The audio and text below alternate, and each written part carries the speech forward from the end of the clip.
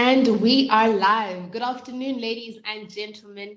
A warm welcome to this forum on prioritizing youth participation and putting young people at the forefront of policy reform in Africa. My name is Dimpole Geo. I'm a media professional working in youth development, and I'm thrilled to be leading today's conversation. I'm excited not only because I'll be joined by some of my favorite young people who are changing the narrative about what it means to be young and a leader, but also because today we're really trying to explore the practical ways that young people can become the drivers of policy and decision making on the continent. I would like to use this opportunity to invite you to be a part of the conversation by sending us any questions and comments, either using the chat box or by following us on social media. I know we're available on Twitter and Facebook at the Belnasa Youth Forum. At the center of today's conversation is really the young voices of Africans, and I'd implore you to make sure that yours is one of them. Before we get started, I would like to bring to your attention that today's keynote speaker will not be available to join us. Honorable Patience Masua has sent her apology and made a promise, though, to be a part of this kind of session in the future. But do stay tuned because we still have some informative presentations from the Belnasa Youth Forum, as well as a robust panel discussion and an opportunity for you to be part of the World Bank Youth Summit 2023. To kick us off, we'll be hearing from Ms. Marie-Francois Marinelli, the Country Director for South Africa, Botswana, Namibia, Lesotho, and Eswatini at the World Bank. Ms. Marinelli will deliver the official opening remarks and really shed a light on the vital role of young people in achieving even the bank's objectives. She will be helping us explore how this forum is empowering young people to shape development in their countries. She will also give us invaluable insights into how young people can begin to drive practical change in their communities. Please do help me welcome her and extend a very warm welcome to Ms. Marie-Francois Marinelli. The virtual stage is now yours. Thank you very much, Dimpo, for this warm opening. I'm always excited to be with you, and let me warmly welcome all the youth of Botswana, Eswatini, Lesotho, Namibia, and South Africa. I'm so excited to see that this Belnasa Forum is shaping up. I think that it's probably the third session of it. And particularly today, as you have indicated, Dimpo, it's about fostering policy solutions for the future of the continent. And when we talk about the future of the continent, we talk about the youth of the continent. So let me first by saying how it is important to have the youth included in this agenda. As you know, our main vision and objective, the World Bank Group, is reducing extreme poverty, and promoting fostering shared prosperity, meaning that we want to see a large share of the population benefited from the wealth and of the income that is achieved by a country. And as you know, this is very consistent with the Sustainable Development Goals of the United Nations. So we are all aspiring at improving the conditions of the people. The reason why it is so important to have the youth as part of this dialogue, and I'm looking at my numbers, I don't know if you're aware that 68% of the population of Botswana between age of 0 to 34 is the proportion, of the population between 0 and 34 is 68% for Botswana. When we go to Eswatini, it's even higher, 72%. Then when we go to Lesotho, 71%, and then South Africa, 63%, a little bit lower. That means that you are part of the solution, your number matters, and you have to be prepared to contribute, towards this reduction of extreme poverty, and of course, fostering broader wealth, broader, welfare for the population of the continent and certainly for our countries, and you are the bulk of it. So you have a say into it. Let me add, a couple of numbers. If we go beyond Southern Africa to look at the continent as a whole, McKinsey will be issuing in the coming weeks a report looking at the long-term outlook for the continent. And basically what the report says is that by 2050, there will be almost 600 million of the world workforce we will be from the continent, because in other continents we have an aging population. So that means that the youth again are the ones that are coming on stream, and by 2030, 42% of the world youth population will be African. So again, it means that this matters from the continent, and we want to ensure that all youth participate in the definition of the policy agendas that will shape the future of the continent and the workforce that matter. It's so important because we know that the globe, the world is facing multiple crises at the moment. We are coming out of the COVID, which was unprecedented, pandemic that nobody expected it. After that, now we have a war in Eastern Europe that is affecting and disrupting the globe in a manner that we were not expecting. And of course, we have the climate change that is becoming essentially part of development. So all these multiple crises will require appropriate solutions, appropriate policies. And again, the youth have to be part of it.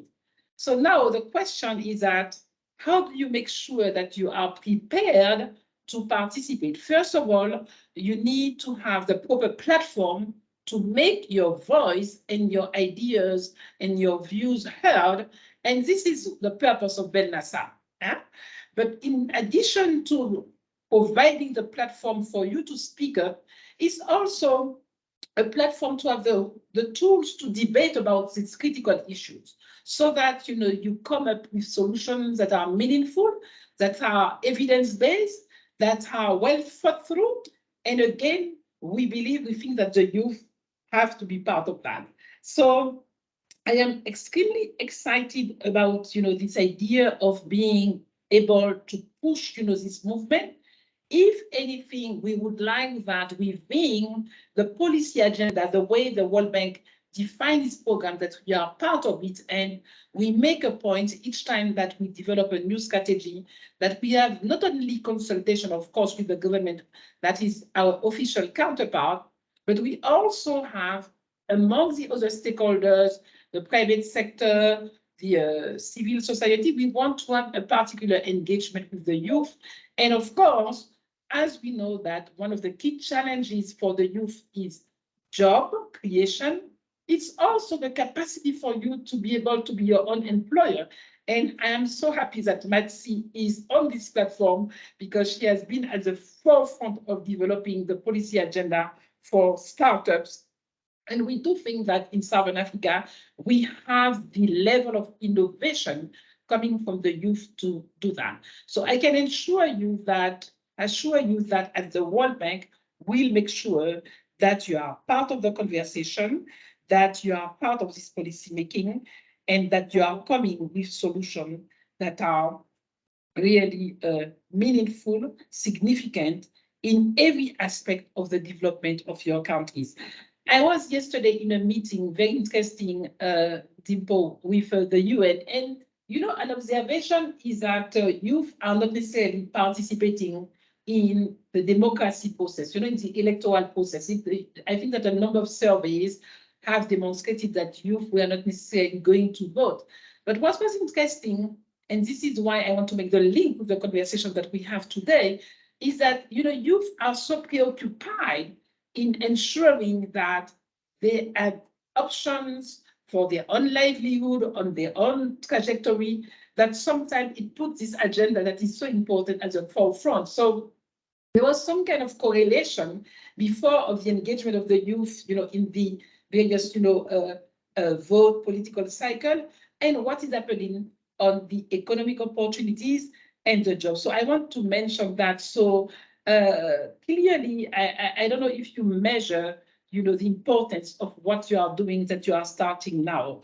So really, we would like you to engage, to invite your friends who also are keen and believe that there is a role for the youth to play, to join, the Belnasa, and to make time. I think that we are all busy, doing numerous things. In fact, I had another meeting, but I told my team, you put aside this other meeting because I want to be there. I want to listen to the youth. I want to see how they see the future and how they see that they can, participate in this policy making, in this thinking. And I think that this engagement that you will have will help you not only increase your knowledge, but sharpen your leadership skills, because you have to be there in the sphere, open sphere, to make your point in a very credible way, in a very documented way, because it's not about say, well, because we have the youth, we have to be there. If you are not prepared, you are not going to be really credible. So very, very pleased that the Belnasa Forum is stepping up. I had supported the development of such a forum in Nigeria, and I'm pleased to see how dynamic it is. So I hope that actually the Belnasa Forum could be exchanges with the Nigeria Forum, not just for what we do at the World Bank, because of course, as I mentioned, given the numbers with what you are representing, you are a very important and credible stakeholders for us. But beyond the World Bank, that you also have the platform to be able, to assume your responsibility, to be credible. And I think that I hope that we will have, a development of this forum that is very well articulated, very well documented, very well informed, with recommendation that we can also help you, convey to higher level. We have a little bit of space to do that, but it's not just us. So I am totally excited, as you can imagine. And actually, those of you who have already heard that, on a personal note, I'm always saying, if you want to stay young, you stay with young people. And this is what I do all the time. And I think that it serves me right, don't you think? I feel almost I'm your age. So over to you, my dear Dimpo. Let us make this conversation moving at the right level of the discussion. Thank you so much. Thank you so much, MF. And I absolutely agree. It is working. Continue to spend time with young people. You absolutely look like one of us. But thank you so much for your time. I know you mentioned that you had to move aside one of your other commitments to make sure that you're able to join us today. And I think that speaks volumes to the bank's commitment to center young people's voices, not just in broader policy work, but I think in their everyday operations as well. I think we can all agree with you that young people have great ideas and that mainstreaming youth voices in policy and decision making is very important if we want to build more inclusive economies. But I think also thank you for highlighting some of those critical challenges that are at the center of young people's lived experiences today, such as employment and, of course, this looming climate crisis that really requires the ideas, the know-how, the expertise of young people to find viable solutions. And I think that the Belnasa Youth Forum is the perfect example of a platform that empowers and allows young people to do that. It brings together young people from Botswana, Eswatini, Lesotho, Namibia, and South Africa to share their perspectives and make a real impact. But to tell us more about this forum that aims to give young people in Southern Africa a collective voice in policy and decision making, I am pleased to bring to the virtual stage one of the forum's secretariat members, Cindy Samkhamba. The floor is now yours. Thank you, Dimpo. Thank you, everyone, for coming to join us, and thank you for those lovely opening words, Marie-Françoise. So we are here today for the first of the Belnasa Youth Forum leadership sessions. So in continuing with the spirit of today, I'll start by telling you guys what the Belnasa Youth Forum is. You can go to the next slide, thank you. The Belnasa Youth Forum is a self-organized collective of young people from Botswana, Eswatini, Lesotho, Namibia, and South Africa. The purpose of the forum was to mainstream and amplify the voices of young people from diverse backgrounds and sectors in socio-economic decision-making processes whilst driving critical dialogue, action, and initiative, both within and beyond the World Bank Group. Next slide, please.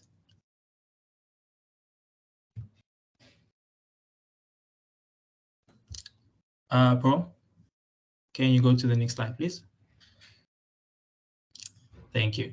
So in our background and how we started, with stats that say that in the future, African youth are becoming a majority in the global population and a majority in our population of Africa, it was important to consider the role that the youth would play in things like employment, entrepreneurship, policy reform, investment, and a wealth of other things that are important in a society.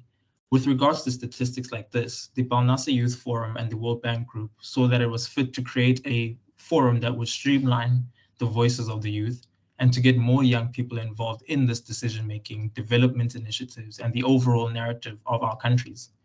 The founding members of this forum were 5 young members who happened to be Blog for Dev winners and who operated in partnership with the World Bank Group. This partnership was driven by Marie-Françoise Marinelli, who is joining us today, with the clear intention to collaboratively achieve our mutual goal of supporting young people actively shape their country's future by placing them at the forefront and at the tables and in the rooms where these important decisions are being made.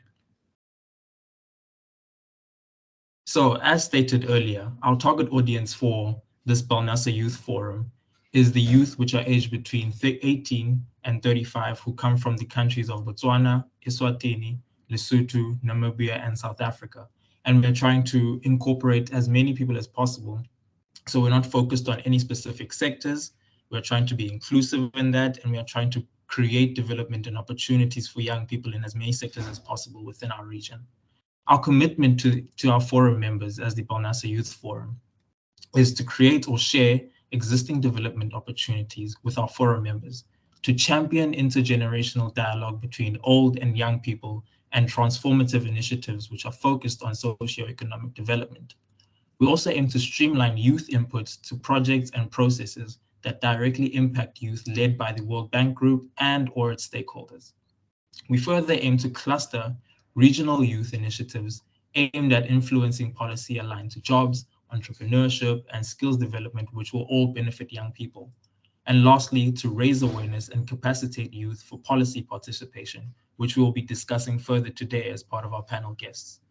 Next, with regards to our mission statement, our mission is to position youth from our region from diverse socioeconomic backgrounds as critical actors for social change, economic growth, and innovation. This we intend to achieve by acting as a link between the World Bank Group, its stakeholders, and the youth on the ground within our region. Our vision, which is closely aligned to our mission statement and our commitment, is to instill a renewed hope among our youth and develop the next generation of leaders by positioning them as co-creators of key development initiatives intended to improve all of our socioeconomic futures. Next, with regards to our structure of our forum is composed of an advisory committee, a secretariat, a task team, and forum members. Our advisory committee consists of 6 people who are advising us and teaching us with regards to strategic directive and alignment of projects and partnerships. Next, we have a secretariat, which is composed of 5 young members from each of the countries in the Belnasa region, which is Botswana, Eswatini, Lesotho, Namibia, and South Africa. Each of these young members are responsible for each of the projects, the work, the initiatives, and the events that are held in each of the countries as part of the Belnasa Youth Forum's work. The task team, which works in close collaboration with the Secretariat, is co-responsible for doing this work, the initiatives, the projects, and the work in terms of helping each member who is a Secretariat from each of their countries. And lastly, we have our forum members, which there are no limit on, and who are the people who we are catering to and doing this forum for. Thank you. You can go to the next slide. Before I hand over to Pearl, who will tell us all how we can join the Belnasa Youth Forum, I just want to outline a few of the key events that we will be hosting as the Belnasa Youth Forum this year. First, we have our Belnasa leadership sessions, which today is the first in the series of these sessions. This is a series of quarterly virtual meetings where young people from the BELNS regions can get the opportunity to learn from the world's top leaders, change agents, and experts. Next, we have the BELNASA Hackathon, which is where we'll be engaging young people on creating local solutions to prevalent issues which are occurring in our region. And thirdly, later on in the year, there will be a World Bank Group Youth Summit where young people come together and discuss key ideas. And the Belnasa Youth Forum will be having a virtual event as part of the summit, which you guys can all join. And lastly, our key event is our official forum launch, which will be taking place on the 12th of August, which coincides with International Youth Day. This event will be taking place both virtually and in person for those who can make the event. This will be an opportunity for us to network, to share forum milestones, present our official strategy, and to appoint a new secretariat, as well as unveil other strategic partnerships which we create as we go on in the forum. Thank you. Pearl, the stage is now yours.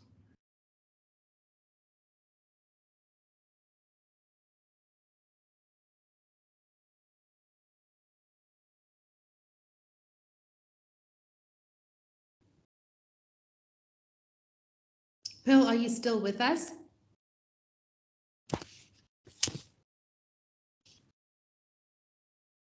Okay, it seems as though we have lost Pearl. I think she's having some technical difficulties, but while we figure out exactly what's happening and if Sindisa will be able to carry the rest of that presentation, I think this is a good time to remind you that as the young people that we are, we're very active on social media, and we have been live tweeting today's webinar. So please do follow us on Twitter and on Facebook at the Belnasa Youth Forum. We're using the hashtag Belnasa Youth as well as Belnasa. If you don't have access to social media, please do lend us your thoughts as well as your questions throughout. I think especially our panel discussion, you can do so by making use of the chat function. I'm just going to get confirmation now from the technical team that Pearl is back. Yes, and I just want to check with you, Dimpo, if you can hear me. We can hear you, and I think we can see your presentation. It's just not on the main screen. Fantastic. So I will just speak to pretty much, what, Sindisa had left off, particularly to encourage young people that are joining us here today and those that will be watching online later, because this meeting is recorded, on how they can play a part, in building Belnasa Youth Forum. And remember, the forum is not for a specific group of individuals, but it is a forum that has been created as a platform for all young people within the target countries that was mentioned earlier on in this presentation. So there's two ways to be a part or to play your role within the Youth Forum. You can either register to be a forum member, or you can register or apply rather to join the task team. Now I'm just going to go through, really whiz through the criteria of, of both of these, two roles, starting with the task team on my left. So if you would like to be, part of the task team, and essentially the big difference between a task team member and a forum member is that task team members are more active in putting together from the design and implementation of the projects or initiatives that the forum itself is a part of. If you'd like to be a part of that, you would have to be between the ages of 18 and 27 years old at the time of appointment. You would have to be, residing in our 5 countries. So perhaps maybe you might be from a different country, you might be from Lesotho and you are residing in a different country, in South Africa, for example. But as long as you are residing in our target countries, you are most welcome to then apply to join the task team. You would need to have a proven record of participating in community or youth development initiatives that are centered around our core mandates. I think Cindy did a brilliant job in outlining that. Now, I need to be very clear that this does not mean that we are trying to exclude people who might not have access to certain resources to do big, events or lofty initiatives. But if you're a young person that is active and you showcase active citizenry, even in your own community, then you are most welcome, or you qualify to apply as a task team member. And lastly, you would obviously need to commit time, towards, serving within the task team of the forum itself. And if you are interested to apply for this, there's a form that you would need to fill out. And the link is just there at the bottom. The team will also post this in the chat box as well, so that you have easy access to it. But also, again, there are social media platforms that you will see after this slide where you can actually go and find out a little bit more information and also access the links as well. Now, if you want to be a forum member, the age group is between 18 and 35, as you see there at the time of registration. Again, very important, you must reside in our target countries. And then there's a form that all respondents will need to complete. It literally is general information that we just want to know about you, so that, this information basically guides the forum, both the task team as well as the secretariat members and their partners on initiatives and things that matter to the forum members as well. And again, the registration link is right there at the bottom. And just like the task team application link, that will also be shared in the chat box as well. And of course, because this is a forum of young people, we are quite active on social media. These are the platforms that we currently have as Belnasa.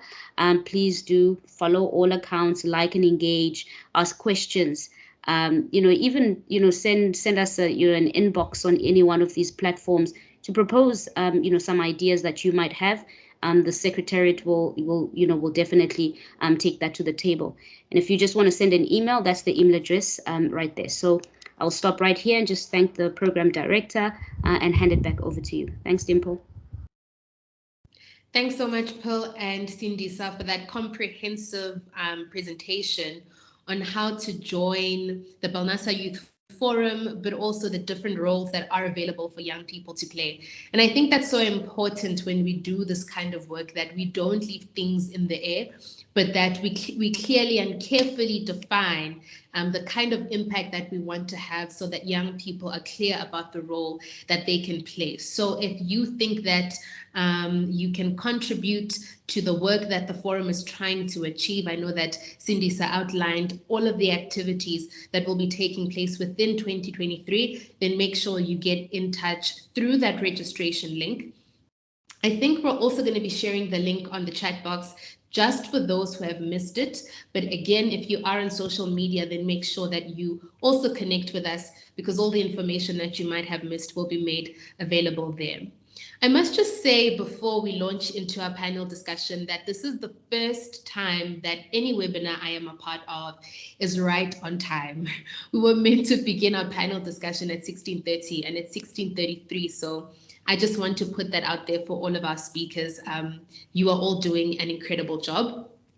But as I said, it is now time to kick off our panel discussion. And the purpose of this conversation is to speak to people who are involved in work that allows young people to have an amplified voice in the policy space, from business and SMME development to development and growth on the continent, and even law and legislature. Over the next hour, we're really going to try and break down some of the most practical ways and easier entry points for young people to become drivers of policy and decision-making processes. And so it gives me great pleasure to welcome our speakers. We're joined by Ms. Matsi Mudise. She's the chairperson of the Startup Act Steering Committee and a board chairperson at the Technology Innovation Agency in South Africa. We're joined by Mr. Lennon Monyai. He's a researcher and a youth focal point at the African Union Agency, the African Peer Review Mechanism. A warm welcome to you. We're also joined by Mr. Ko Esuman, who's an international lawyer and a legal counsel to the President of Ghana. And last but certainly not least, we're joined by Petrida Paul, who's a former African Union Youth Advisory Council member. She's also a board member at the Imara Leadership Initiative. A very warm welcome to all of you. I am in the presence of people that I low-key, high-key look up to. So I'm really looking forward to this conversation. But I think we should get right into it, because I know that Ms. Mudise does have to leave us a bit later on. And I think to start us off with you, Matsi, excuse me while I get my life together. South Africa has undertaken many initiatives to bolster the success of small businesses, right? We are not short of initiatives and programs that aim to grow and support small businesses. We have things, such as the Economic Recovery Plan to help businesses recover from the COVID-19 pandemic. We have a red tape reduction task team that was set up last year to reduce the complex rules and regulations around doing business in the country. With all of these initiatives and programs in place, would you say we're on the right path? And are these interventions effective? And if they're not, what do we need to do to support the success of small businesses? Dimpo, thank you so much. It's such an honor to be in your presence. I'm grateful to the World Bank, Marie-Francois, Pearl, for this wonderful invitation. And I think this conversation is so important because we as young people, I think I'll still consider myself a young person, even though I'm turning 40 next year, but I'm young at heart. We have to create the South Africa that we want. We have to create the Africa that we want. And to your question regarding, a lot has been put in place in terms of legislative frameworks, in terms of policy. The only thing that's missing is, let's do it. Let's just do it, right?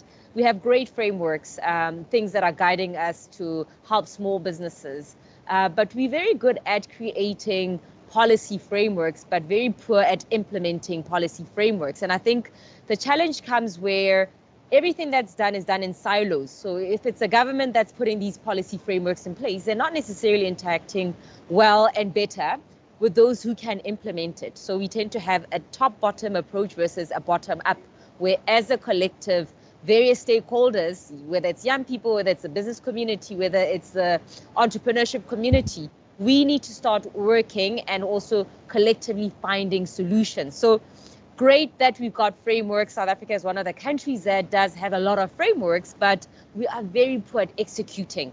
So until we start being intentional about execution, all those well-written, lots of money being spent on writing frameworks, it's only going to end up as frameworks and not necessarily us seeing the actual impact of that.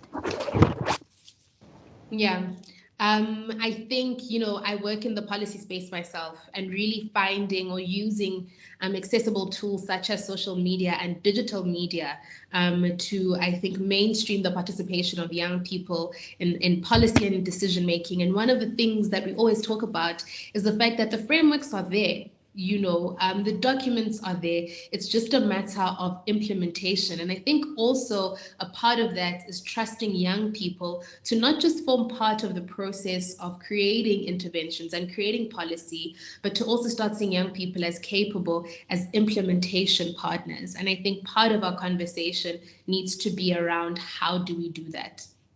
I'm now going to move on and invite Mr. Lennon Munyai to be part of the conversation. Now, part of the work that you do at the APRM is to ensure the inclusion of youth voices in the APRM process.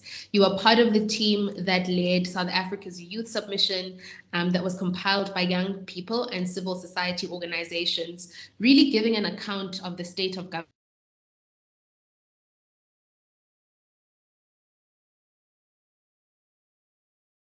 reform, and what are some of the most common challenges that you see young people having to overcome to form part of this work, I think not just in South Africa, but across the continent?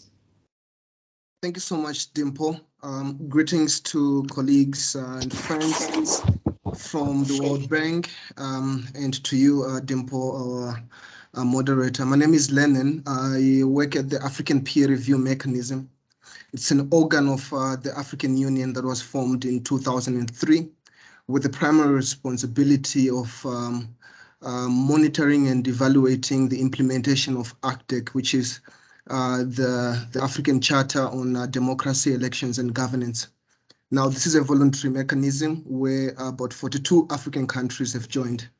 And basically what we do is to track and monitor governance on the African continent, looking at the governance instruments such as ACTEC, where we're following up on the CFTA and all other very good policy frameworks Of course, I will not exclude the African Youth Charter, which is very important to our African youth. So in 2019, when South Africa was undertaking its second generation country review report, a very important initiative was launched by the South African Institute of International Relations in partnership with Jasoro, where youth in South Africa were asked to give in a written submission on the 4 thematic areas that the African peer review mechanism does. This was the first of its kind in that young people throughout the country, all the 12 provinces, were given resources, and they worked creatively to speak to other young people and produce a document which was then used by the African peer review mechanism to assist in monitoring governance. Now, for me, other than normal participation in programs and activities of the institution, the African peer review mechanism, for the first time, young people that had been invited to this formal space were able to take initiative and be able to participate meaningfully and sustainably. And they also showcased that young people can be trusted with resources, leadership. There's a paper that has been written which sort of showcases this best practice. I think you can find it at the University of Johannesburg. I think it was written by SIRE, by the colleagues that led the initiative. So this is just for me a very good example of how institutions such as the World Bank, IMF, the African Union, multilateral institutions can actively make sure that young people participate. Yes, we've seen an increase of young people being invited to formal spaces of governance. However, the transition to seeing young people meaningfully participate, other than just coming to webinars, coming to events and etc., there's a need now for young people to actually be equipped with tools and resources to be able to make sure that their voices are heard and what they bring to the table has value. That's what I have to say for now, Dimple. Thank you for that, Lennon. And just a personal anecdote. I was part of that process. And for me, I think as someone who's been in youth development for almost 5 years now, it is really one of the processes that put young people at the center. I think from right, at the beginning until the end. Young people had an opportunity to sit down with the consultancy as well as SIRE, who were obviously leading the process, and to not just fill in the gaps, right, but also decide what is it about governance in this country that we want to speak to, and what are the areas that we believe need to be a priority. So absolutely, if you're a young person in Southern Africa and you want to read about what young people who are on the ground doing work to change their communities had to say about not just the issues that young people are facing, but also possible solutions, I implore you to visit the SIRE website, the South African Institute of International Affairs. That paper is available there, and it is brilliantly written, even if I have to say so myself. But now I'd like to welcome Mr. Ko Esiman into the conversation. We speak a lot about making sure that young people are a part of formal decision-making processes, that young people need to be driving the agenda, young people need to be leaders. And you are the youngest legal counsel to President Nana Akufo-Addo in Ghana.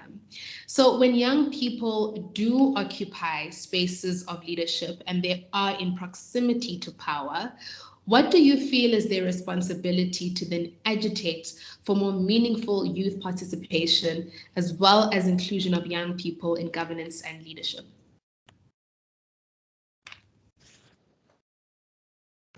Thank you. Can you hear me? Am I clear enough?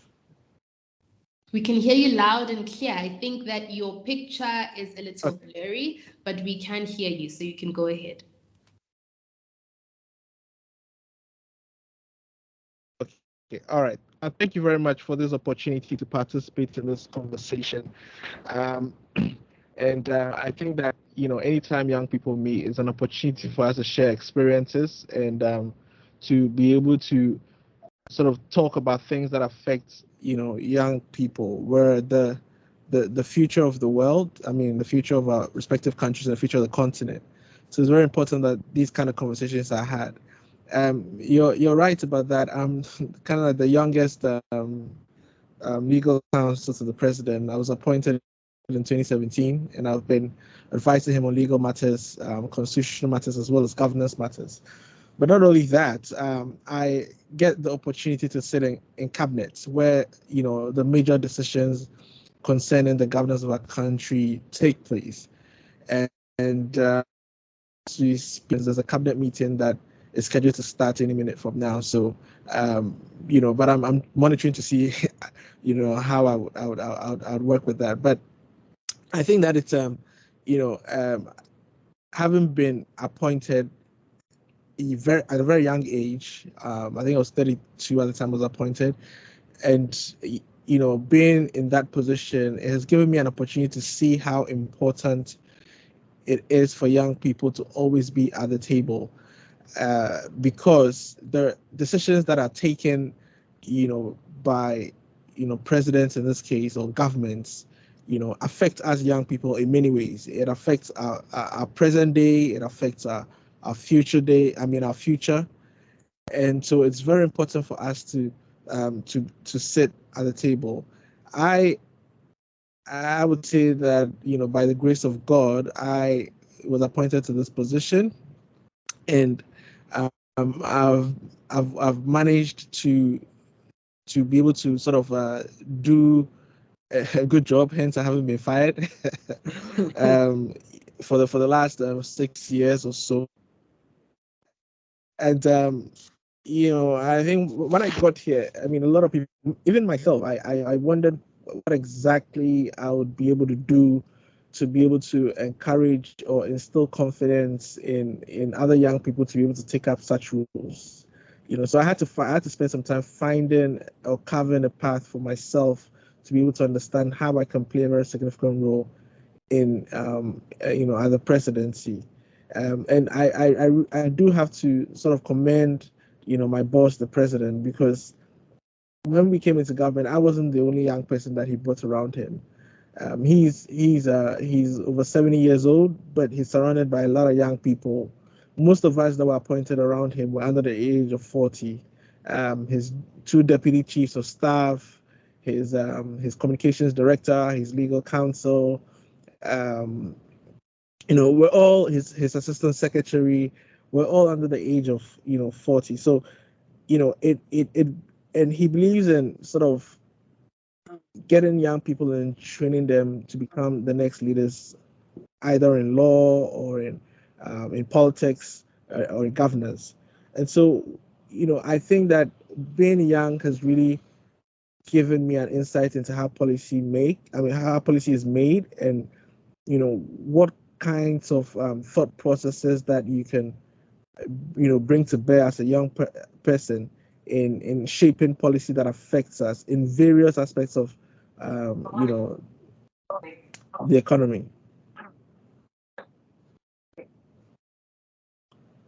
So many interesting points there, Ko. I think you made mention of the fact that President, I need to get it right. President Akufo-Addo is above the age of 70, but brought on a team of young people, which goes to show that even older generation leaders do believe in the competence of young people.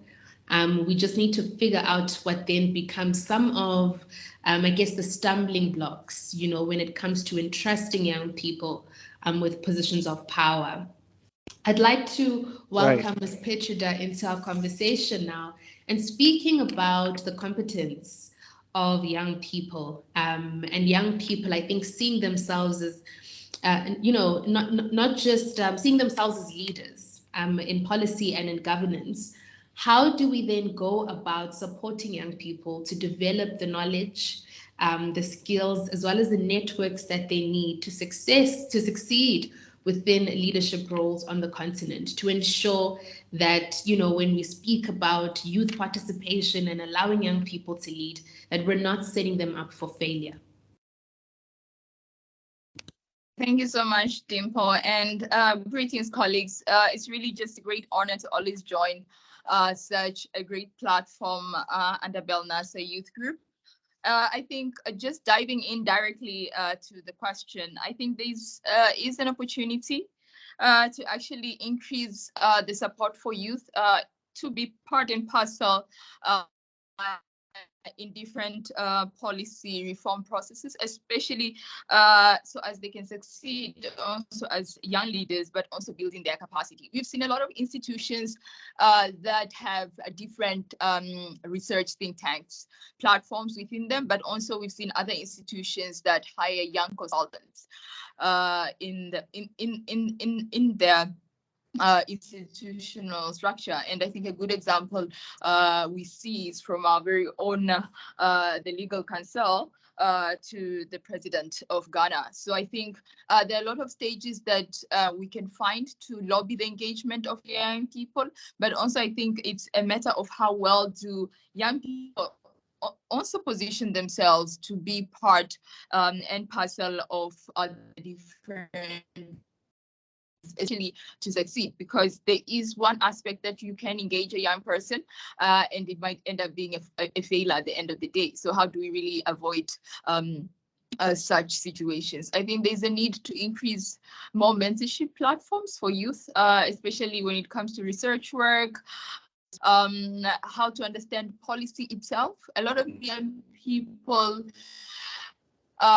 grasp the internal processes of policy formulation. How do you set up a policy? How do you involve different key actors in policy reforms, and which actors per se do you need to involve? So I think we really need to encourage the institutions that we are all from, even I, the one that I'm from, ideally, we are working with young people to see how best they can have that skill set. So as at the end of the day, once we do engage different young people from different countries, not only in the Belnasa region, but also in other countries, we can help also learn from each other, learn the best practices per se. And I think most of my colleagues already touched in several aspects that if they were not doing well, maybe they wouldn't be in a particular position. So it's good to have that strong foundation, but also it's also good to have that platform where we actually have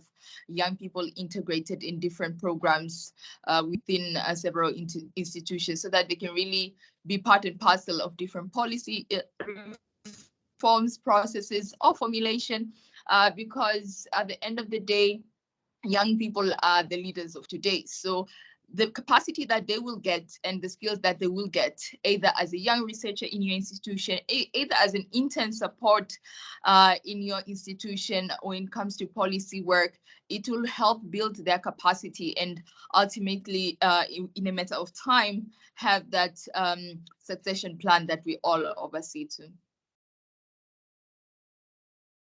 Thank you so much, Petruda. I think for bringing forth a very important aspect of the conversation, that element of civic education, right? Because young people cannot participate in civic processes if they do not understand them. And so I think constantly also advocating for opportunities within our own organizations for young people to be upskilled, for young people to be educated on how policies and politics and governance works is very important. And I think speaking about channeling resources to invest in young people, I'm going to do something I've never done before. I'm going to ask one question, and then I'm going to ask two people to answer it. One question, kind of two different questions. It's new, but let's see if it works. So my question is firstly to Matsi, Ms. Matsi Modise. Our finance minister in South Africa delivered the budget speech a day ago, yesterday, in fact, outlining what the spending for our government is going to look like. So in your opinion, are we simply channeling enough resources to support particularly youth-owned small businesses? And while we're still on the issue of investing in young people, I then would like Lennon to go straight after her and perhaps let us know about some of the opportunities that are available within the network of the African Union that young people can capitalize on to skill themselves and to acquire the necessary knowledge on how bodies such as the AU function, for example, and some of the practical ways that they can then form part of policy and decision-making processes at that level. Dimpa, thank you so much for that question. And I also believe that this is a safe space to share honest views and honest ideas. So thank you also for reflecting on the budget speech that our Minister of Finance made on Wednesday, I think.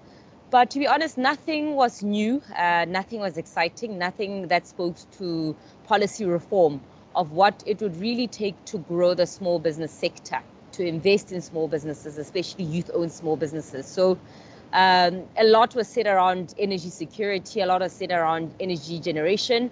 There were some tax incentives for those who are now having to really survive, but nothing that said, this is a policy that we are creating or policy that we are forming to be able to grow our economy through growing small businesses and investing in small businesses. South Africa is one of the countries that are probably the most unattractive when it comes to attracting startups, technology startups. Our legislative frameworks, our visa frameworks makes it so unbearable, so difficult, so long, so expensive to be able to come and work in South Africa, come and co-create a business in South Africa. We do not have any existing tax incentives because, you know, as a Minister of Finance, you need to focus on how incentivizing people to actually invest in small businesses or invest in startup ideas. We have zero incentives. We used to have what you call Section 12J, which in 2021 was cancelled. And Section 12J was a tax incentive for venture capital companies. So that's companies that invest in startups, in technology startups. And that incentive was on for about 12 years. But then in 2021, it was cancelled. So at this point in time, we have all the reasons why people shouldn't start businesses, especially high growth, high impact businesses, technology, innovation focused businesses. And reforming that or changing that would not take a lot from the government or the minister to do. You know, we've done a lot of research, we've written a lot of white papers. We recently launched case studies of reasons why people are actually not staying in South Africa, why small businesses, small youth owned businesses are struggling. I mean, a lot of young people, when they start high impact, high growth technology startups, they're not going to register their intellectual property in South Africa. They'd rather go to Mauritius, they'd rather go to Delaware in America, they'd rather go to a whole lot of countries like Portugal, like Spain, because they are making it very attractive for people to come. And attractive means you create the right environment because you have the right policy and you also have the right incentives. So it's a function of what are our intentions. And if we are very intentional about growing small businesses, investing in small businesses, we have to make sure that we put in the right incentives and we create a right policy framework, which is not a difficult thing to do because we've been engaging the government long enough to say, guys, we want to work with you in reforming this. And, you know, Marie-Francois is one of the champions from the World Bank that has been engaging the government, but it's become very difficult for us to shift it. And we want to be part of the solution, right? I'm not sitting here complaining about things. It's more, we've identified what the solutions are. We want to be part of the solutions, but can government work with us? And we sit in one room, we come up with we co-create the frameworks, reform, refine some of the ones that exist, bring back some of the ones that were cancelled, and let's just send positive sentiments. I mean, last year, the president made mention of a startup visa. Anybody that has had to try come into South Africa and open a business or run a business or lead a business would know how difficult a business visa is. So president made a great announcement, but from an announcement, nothing really has been done from a government side. So it's a function of don't make announcements if you're not going to enable it or enact it, and work with the people that are the ones that will be able to help you. So I'll kind of leave it at that. But right now, not much has been done, Dimpo. I mean, we all have the solutions and we want to be part of the solutions.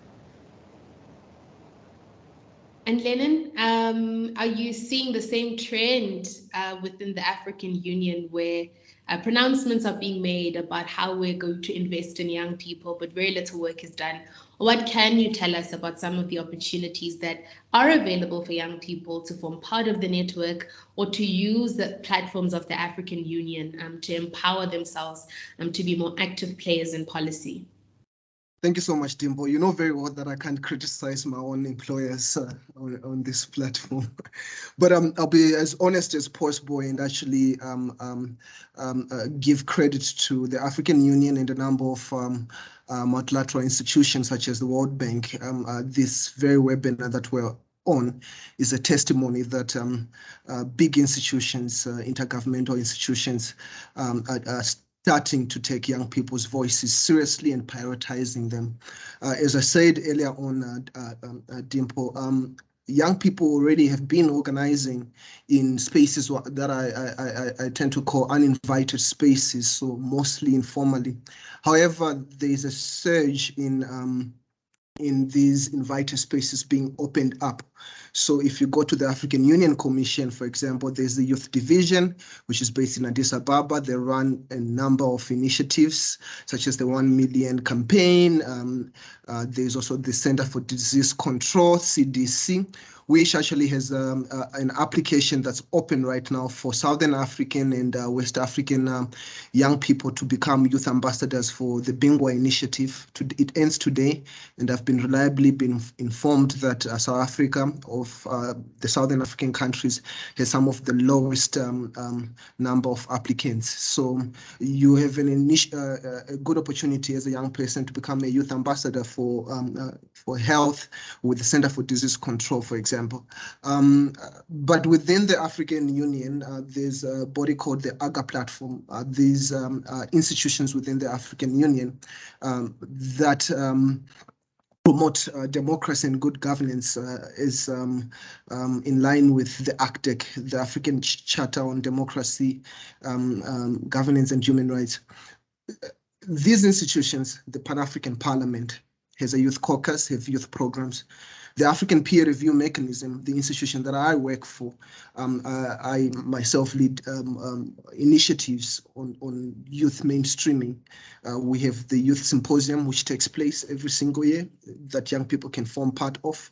You have the AGA Platform Secretariat, which over the past decade has been leading in youth and governance in terms of online conversations, youth consultations. Some of them are advertised. So at the heart of participation is also getting these opportunities to young people. I think a lot of young people actually do not know some of these institutions exist and some of the opportunities that they offer.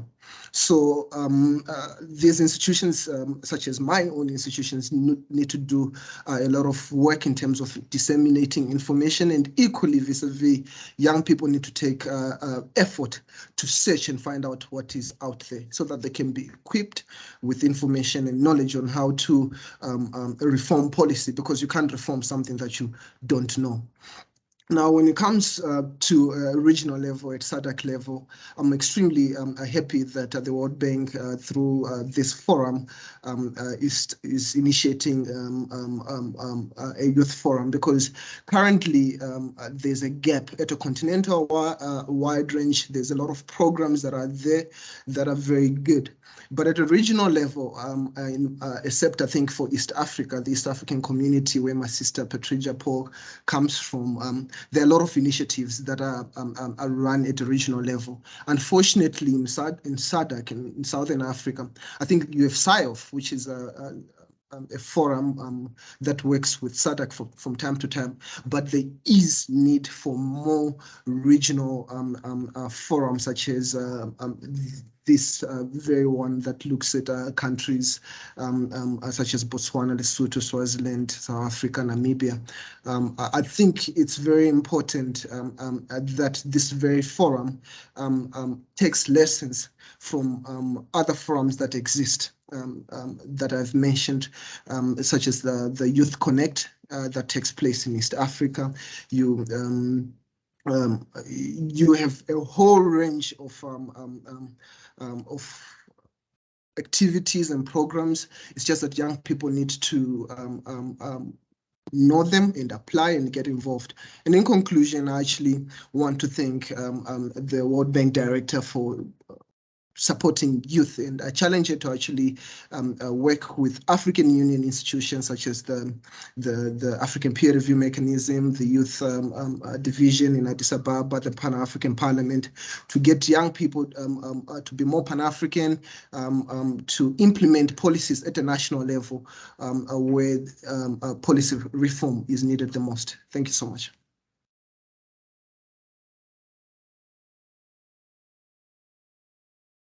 You are muted, Dimple.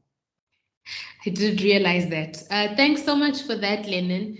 I think you've done an excellent job of really outlining some of the opportunities that exist within the African Union network, but also I think comparing, what youth development activities look like regionally. So you spoke about the APRM Youth Symposium that is hosted every year.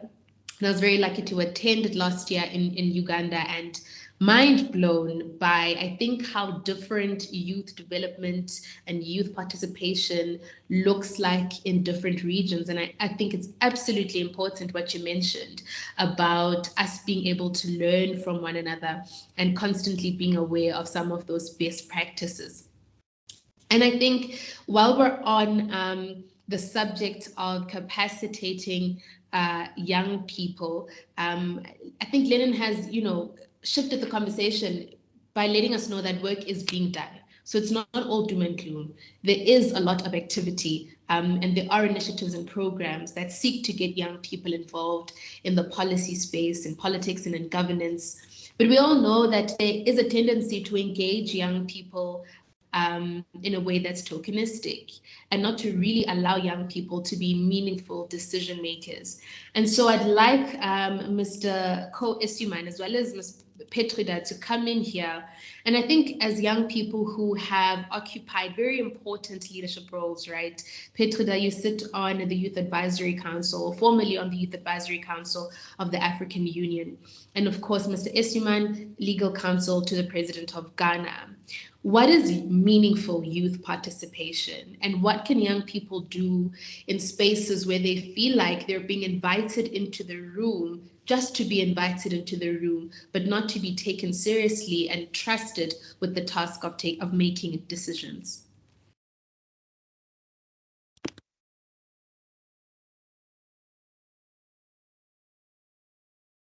So who goes first? Should I think you can lead. I think please feel free to go ahead, Ko.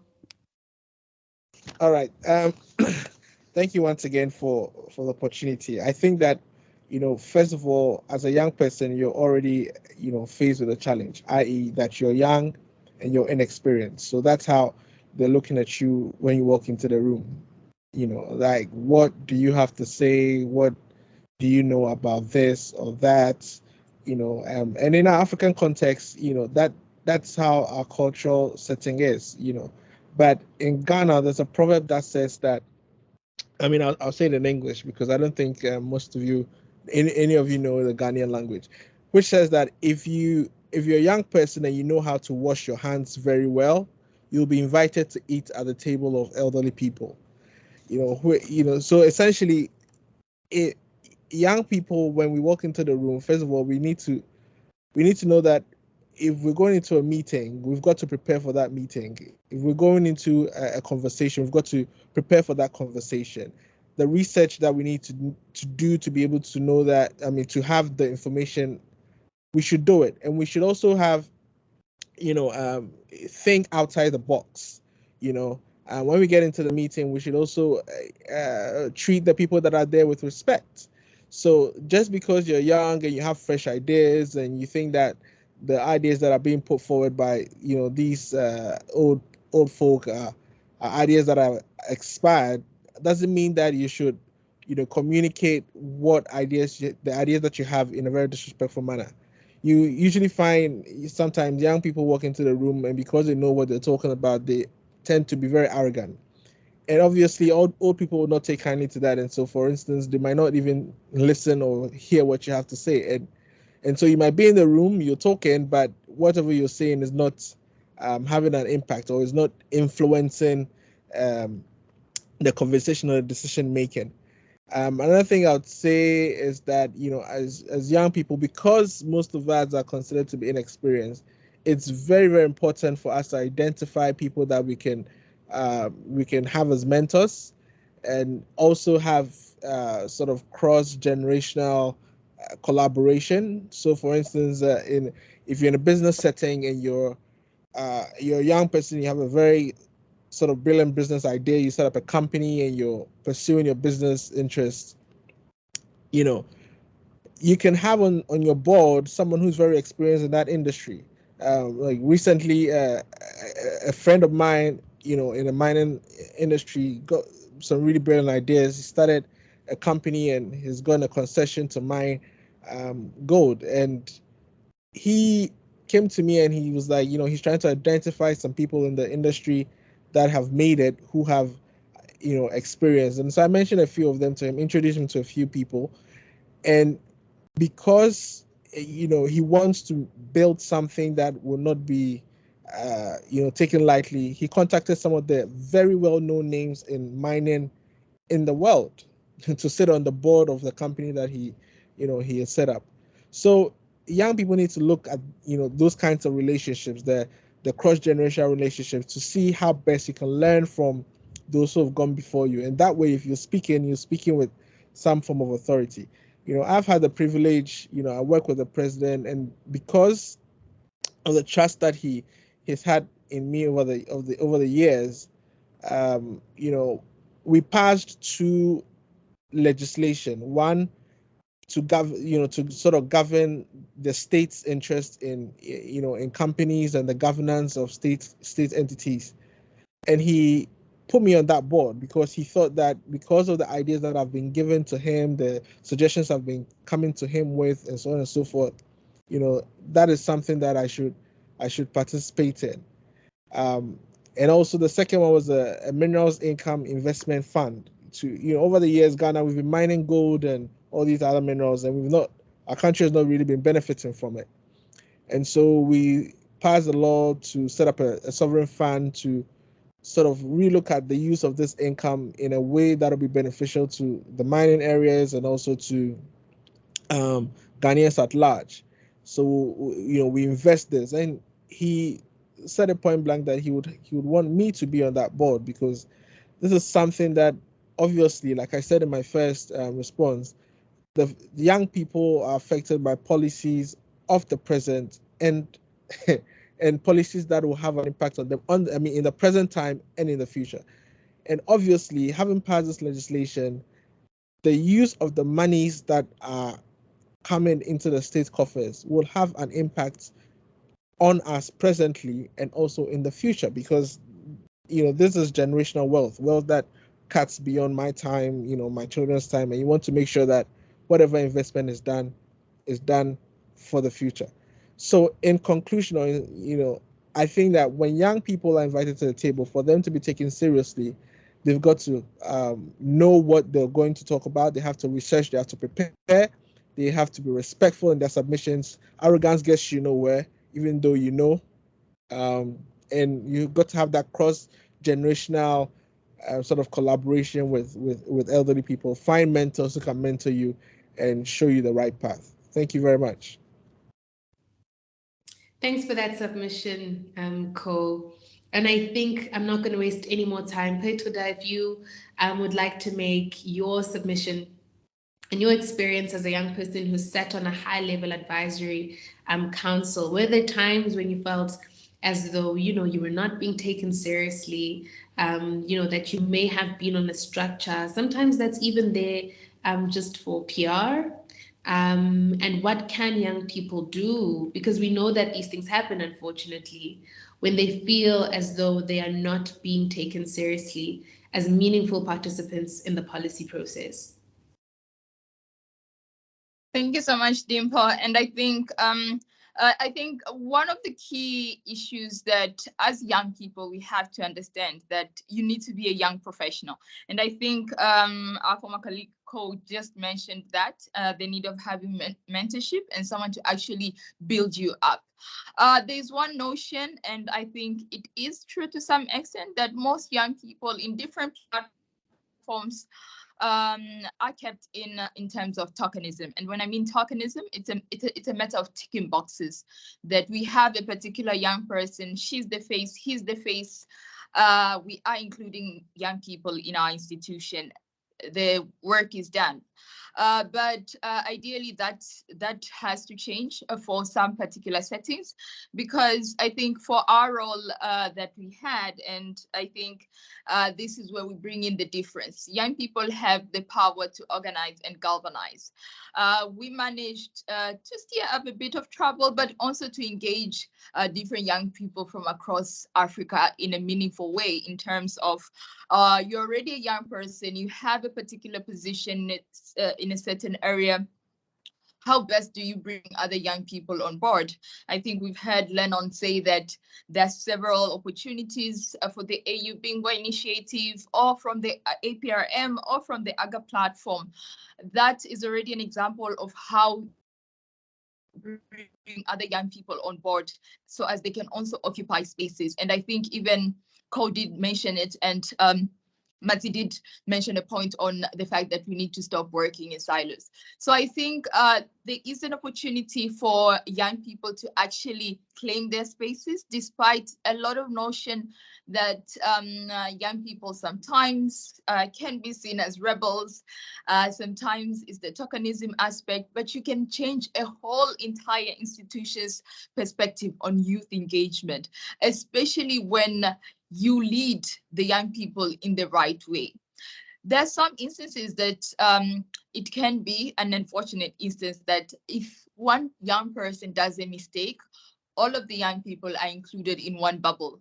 And I think that is most common, because, you know, young people, we have that adrenaline rush. When something bothers us, we can go to social media and do a lot of issues, but they might have an effect in the future. So I think it's the aspect of how best can youth learn to have that composed leadership skill.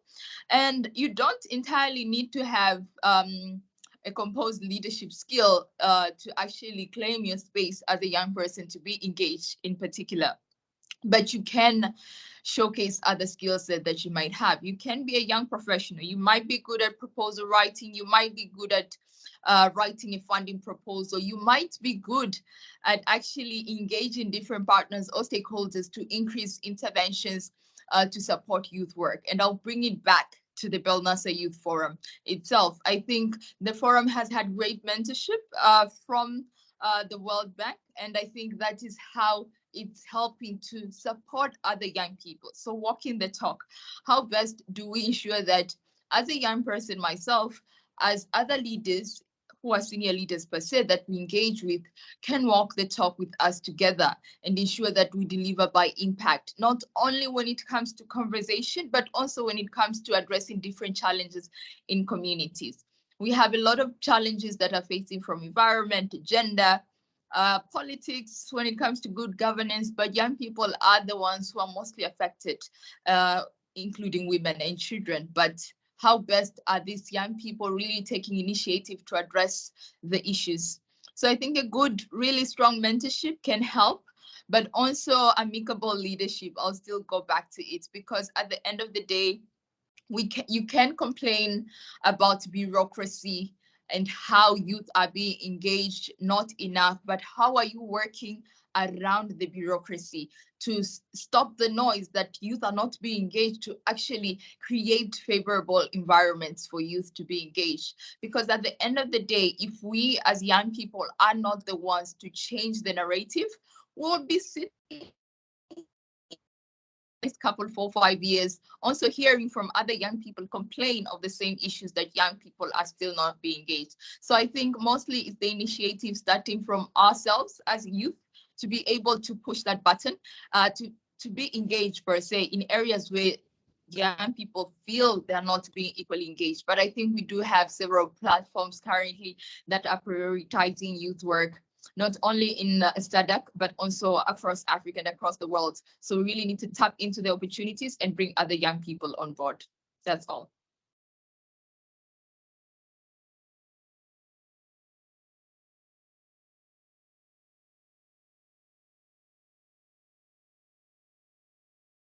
You're on mute. Thank you so much for that, Petroda. I think I'm just going to keep my mic on for the rest of the session.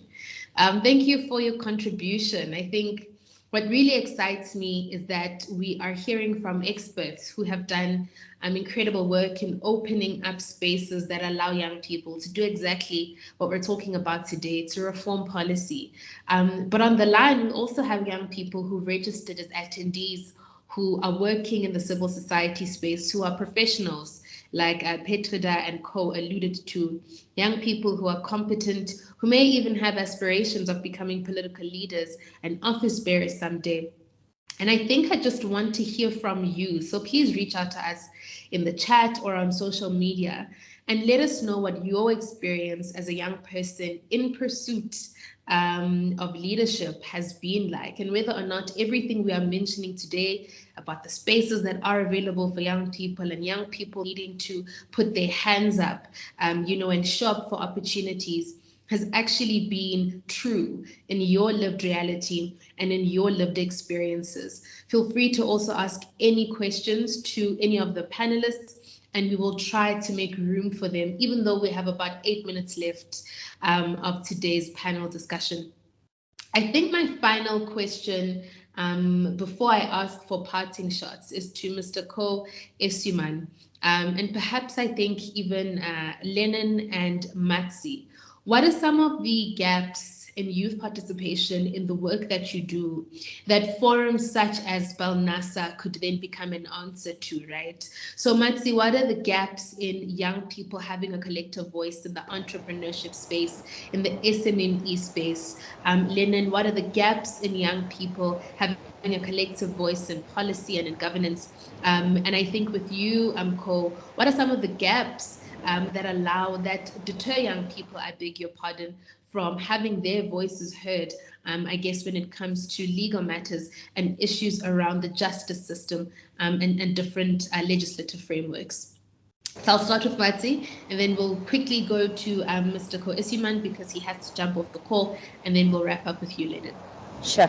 I think for me, more on the softer side, but most critical is the confidence, right? The confidence to believe in yourself, to believe that this is what I want to do. I mean, when I started off, I used to be in investment banking.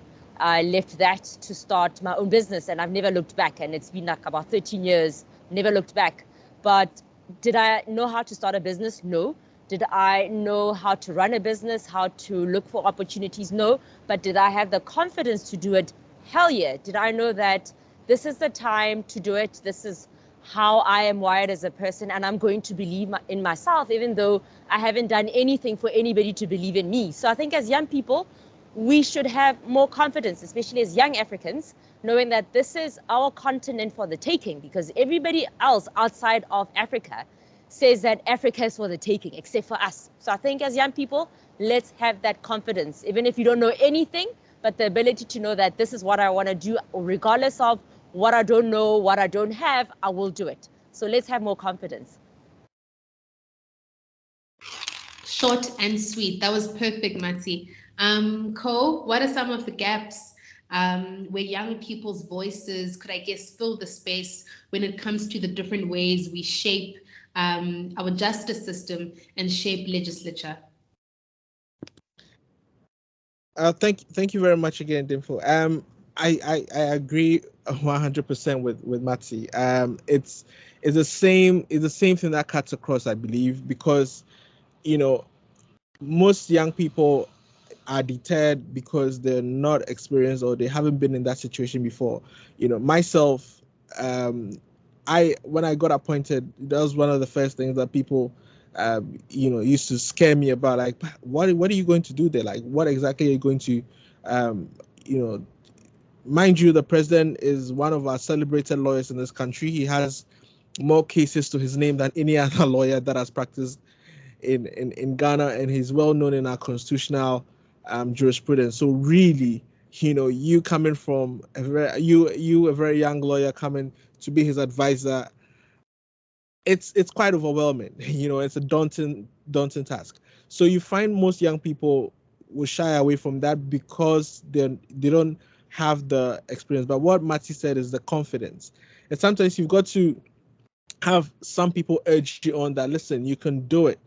And once you get in as a young person, you have to deliver. You have to deliver because it's your results that will keep you in wherever you are. Do you see what I'm saying? As a lawyer, when I used to go to court, you turn up in court against some of the most senior lawyers who have practiced for years, but it is your preparation and the research that you've done on the cases, and when you do that, your arguments become very easy and eloquent, and the judge gets to understand. There was this one time that I went against one of the senior lawyers in the Supreme Court, and it was a case that was against us. My boss at the time didn't think that we could win, but when I went to court, and argued before the Supreme Court, in fact, I didn't even think that we could win. But right there and there, the judge was like, he's going to give his ruling. We've won the case, but we should come back in 2 weeks for the reasons why we have won the case. But before we went to court, I was really worried. Like, this is the Supreme Court. You're going against one of the most senior lawyers in the country. How are you going to be able to overcome, something that the law is very gray on that matter? So you've got to have the confidence, like Mati said. I totally agree with it. And like you said, I've got to jump off. Cabinet has started. I've already signed in, but I wanted to finish this conversation, but I've got to jump off and go downstairs. So it's been lovely participating in this webinar, and I wish the Belnasa group a very, very the best in everything that you do, and I thank them for the opportunity to participate. I also want to commend the World Bank for the support that they're giving to not just Belnasa, but even in Ghana, the youth. They've been fantastic with some of the programs that we've rolled out for regarding the youth, and so I just want to commend them as well. And thank you all to my fellow speakers. I think you've made the conversation very insightful. I've made a lot of notes. I'll add them to my my things and my arsenal. So thank you very much, and have a wonderful webinar. Thank you so much, Mr. Ko-Eswatini, for making the time for us just an hour before a whole cabinet meeting. I think it's so inspiring to be in conversation with young people who don't just speak about, young people being brave and courageous, but who are actually taking up the task of leading, especially at the level that you are. So thank you so much. I know that a couple of people who've been watching have been inspired by your work. And we have also been taking notes. So thank you again for all of your contributions. Lennon, I'm going to ask you to wrap us up on this particular question and just speak to the gaps that exist within, I guess, governance and policy space. I think particularly maybe if you could give us a continental view that young people, I guess, could be an answer to. Earlier, you alluded to the fact that Southern Africa isn't really strong when it comes to doing regional work. So perhaps that could be a place that a forum like Belnasa could start. Yes. Thank you so much, my dear sister Dempo. And you didn't speak much about yourself. You have recently been appointed as one of the youth advisory members of the city of Gauteng Advisory Council. I hope I said it right. Congratulations on that. And this is another example of how young people can actually be at the center of policy reform. And we hope that best practice can even be trickled down to even municipalities at a local level and etc. to get young people involved. So the first thing that I'll recommend to Belnasa is that they should not reinvent the wheel in terms of coming up with ideas that are already being implemented. The fact that we need a youth yet another youth forum on the continent is important, but I think it's very important for them to, colleagues, I speak to Pearl and other colleagues there. It's very important that they share notes and start collaborating with the already existing forums and find ways of closing the gaps of what already is being done, so that there's no sort of repetition and overlapping of programs and activities. We at the EPRM, for example, now that I know the work that they're doing and what they're trying to achieve, we'll be more than open to collaborate and make sure that we get young people in the Belnasa countries involved. Then to young people, and this is a plea, young people, especially those that are well educated, that come from privileged backgrounds, those that are professionals, they to some extent are afraid of getting into politics. And that's where one of the biggest gaps I've identified. So for instance, in each and every single country, most countries, including South Africa, Botswana, Namibia, Lesotho, Swaziland, there are what are called national youth councils. Now, national youth councils work with government on a daily basis. They influence government policies on what they do. In South Africa, for example, the National Youth Council works closely with the NYDA, the national. Now, if you don't know, if you're participating on this forum, go find out who's leading the National Youth Council in your country, how you get to influence, attend meetings of the National Youth Councils, so that you can now reform policy in invited places. And it tends to be politicized. So if you fear politics, you then can't get involved. So we need more young people to get involved in organized political spaces where reform actually takes place, where they can influence ideas properly. You can tweet as much as you want. You can organize protests. For as long as you're not politically involved, you will not be able to reform policy. Then lastly, and I'll give you a story about myself. When I joined the EPRM, there was no youth program there. And we, with the help of other young people, we pushed the organization to start a youth program, and today we have a beaming youth initiative that we run. So those that are already in privileged positions, in those that work at World Bank, those that work at SADC, these multilateral institutions, those that are in government, they need to disrupt spaces to make sure that young people are involved. Make sure that your institution has a youth program or is mentoring young people, or young people are invited to meetings. That's where organic ideas on how young people can meaningfully participate can be born. So with that said, let me again thank the leadership of the World Bank group for supporting young people that have come up with this Belnasa group, and I hope and I challenge them that they fund this program and make sure that it's sustainable and reaches the young people of all these countries. Thank you. Thanks, Lennon. Thank you for that. And I think thank you for that last point you made, especially about funding the work of the young people on the continent. We need resources to finance the work that we do so that it can have the kind of impact that we envision. I think I would have liked us to end here, but I realized that I haven't given Ms. Petrida Paul the opportunity to give her parting shot. So I think in just 2 minutes, and I'm really glad that we've already alluded to, tweeting and using social media and digital platforms to amplify the voices of young people. In your parting shot, Petrida, if you would be so kind to weave this element of how young people can take advantage of those digital and social media platforms, I guess, to band together, not just to have a collective voice, but to also hold decision makers accountable.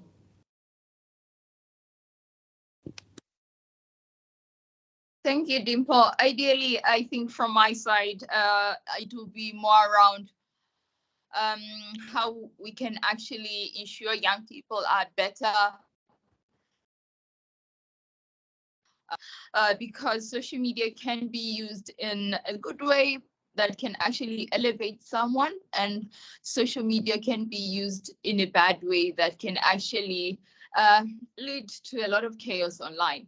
So I think despite the fact that the virtual spaces, the online platforms are available and accessible to most young people, once used very well, they can be able to reach out to different leaders, to call on different policymakers to actually change any policy that is affecting youth, affecting the society, but also increase more investment on youth work if that is the particular need per se. So I think the actual use of social media platforms in a good way can help, but we also need to be a bit mindful on how well we use the online spaces, because once something is already posted online, it can hardly really be erased in a long-term run and can lead to either positive or negative effect. But all in all, I think we have it as a good opportunity to share different opportunities for young people. And I think a lot has been exhausted, to be honest, and it has really been a great platform to engage today and also to engage with other young people from across the SADC region. Thank you so much. Thank you, Petruda. And I thank you for doing a thing that panel speakers usually don't do, which is keep to time. Ladies and gentlemen, that brings us to the end of our conversation. I always say that my favorite thing about being a part of discussions is that you end up with more questions than you did when you started because of all the new information that you need to process. But it's important that we have these conversations because we end up with better questions. And when we ask better questions, we are much closer to reaching the kind of solutions that we need to bring about change. And in this instance, to bring about the way that change the way that young people interact with policy in their respective countries. Thank you so much to our wonderful speakers. It has been an absolute pleasure to be in your presence and to lead and guide such a vital conversation. Ms. Matsi Modise, Lennon Munyai, co-Esiman, as well as Petruda Paul. We are going to swiftly move along with our program so that we keep to time. And right now, I'm very excited. I don't know if everyone heard my tone going up there slightly. We're going to hear a bit about the World Bank Youth Summit 2022 and 2023.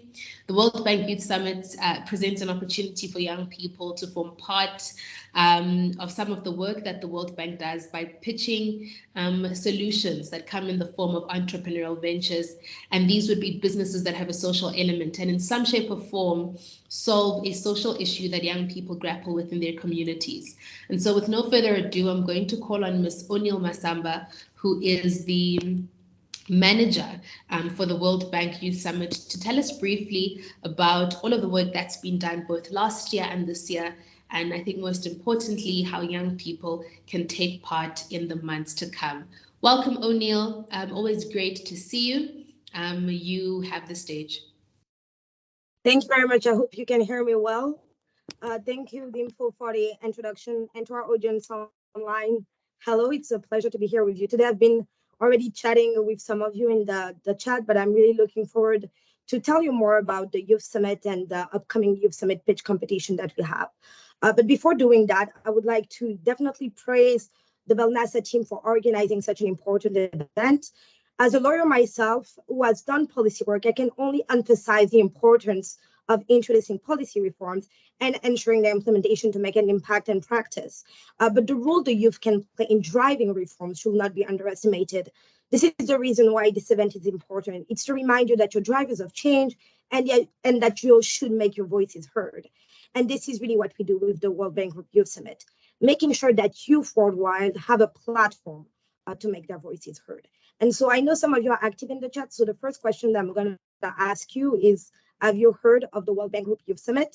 If yes, put it in the chat. If you're not familiar with the event, it's fine. I'm going to present you the summit, the pitch competition, and I'm going to save some time at the end to answer some of your questions. So I'm going to share my screen. Hopefully everyone can see it. Okay. Okay, hope everyone can see my screen. But regarding, perfect, wonderful. Okay, so the World Bank Group Youth Summit is the largest annual gathering of youth hosted by the World Bank Group to engage with youth from all over the world on the most pressing topics facing their generation and empower them to explore innovative ideas that tackle development challenges. And so this year we're celebrating the 10-year anniversary of the World Bank Group Youth Summit. And as we're doing that, we really wish to bring light to local voices, local solutions, and local change makers who are fundamental to achieving the World Bank Group's twin goals of ending extreme poverty and fostering shared prosperity.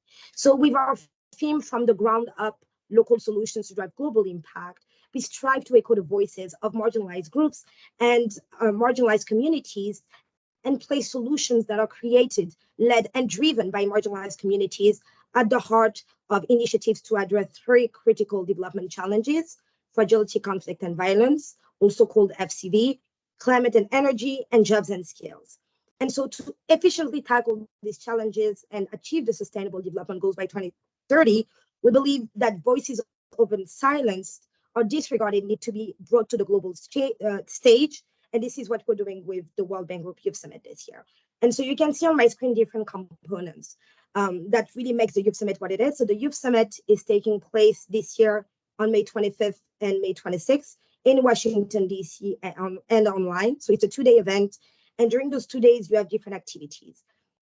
What we call the thematic engagement, which is basically fireside chat, keynotes, and plenary session with high-profile experts from the World Bank Group and other international organizations, institutions, private sector, and so on, and experts from all over the world, so even in more local communities.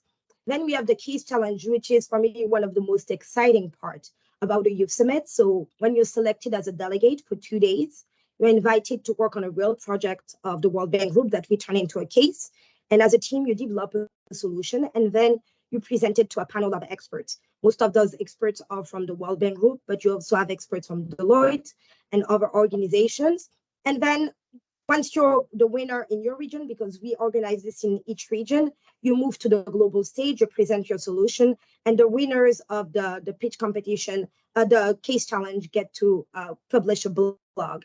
And so over the past 2 years, we've had blogs published by our delegates who don't work at the World Bank Group, but who attended the summit that present that solution. And every year we had publications from delegates from Sub-Saharan Africa.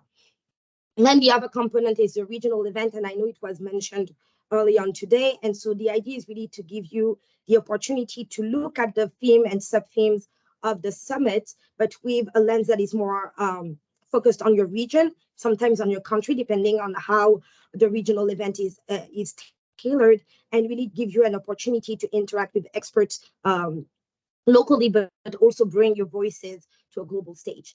Then we have networking events. And I know that was also something that was mentioned about mentoring, about the possibility, I saw this in the chat, the possibility of getting guidance. And so what we're trying to do, instead of a regular networking where you can talk with other delegates, we want to also do speed networking, where we pair you with professionals from the World Bank Group, and you have 10 minutes with them to ask them quick questions and potentially keep their contact and interact with them in the future to ask them questions about their job, about their field of work, and hopefully grow professionally. And then we had the career development session, and I mentioned that in the chat as well. So we introduced this last year, and it was really successful. And so we do a session where we highlight all the recruitment programs at the World Bank Group, at IMF, because we're a partner again with us this year, and at the United Nations. And so with this session, you get an understanding of the different programs, how to make a good application. You talk to actually the people who are recruiting for those programs. And yeah, you get to have more information on the opportunities in those different organizations. But what we've also noticed is that a lot of our participants have great ideas, are considering entrepreneurship. And so this year we're partnering with Deloitte on this component as well, where we're gonna provide some sessions on entrepreneurship, how to build a business and so on. So there's different ways to grow professionally and to get opportunities to grow professionally through the Youth Summit. And then there are 3 other components to the pitch competition, and I won't expand on that now because I'll do it in a minute, but basically it's where we invite young innovators from all over the world to present a solution to a global stage.